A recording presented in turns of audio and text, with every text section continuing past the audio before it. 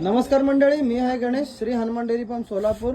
ह्या दोन म्हशी चालल्यात परतूर येते, त्या मालकाशी बोलूया. नमस्कार दादा. नमस्कार. कुठून आलात आपण? मी तर खडकी तालुका परतूर जिल्हा जालना. अच्छा, तुम्ही कधी आला होता? आम्ही 2 दिवस झाले, 2 मुक्काम आणले, आजचा तिसरा दिवस. अच्छा, म्हणजे गाडी येण्याच्या आधी तुम्ही इथं आला होता. आलतो. तुमच्या समोर गाडी आली. हो गाडी उतरल्यानंतर तुम्ही ज्या म्हशी पास केल्यात, 2 टाइम दूध बघून घेतल्यात. हो किती किती लिटरच्या म्हशी घेतल्या? 8 लिटरचे काय रेटला घेतल्या तरी? 81. 81. इथला रेट व्यवहार कसं वाटलं तुम्हाला? चांगला वाटतं. जे दूध तुम्हाला सांगितलं होतं तसं दूध मिळालं का? हो मिळालं. म्हणजे दूध तुम्हाला 2 टाइम 4 टाइम मोजायची संधी मिळाली. 5 टाइम मोजले आहे. 5 टाइम मिल्किंग करून घेतले.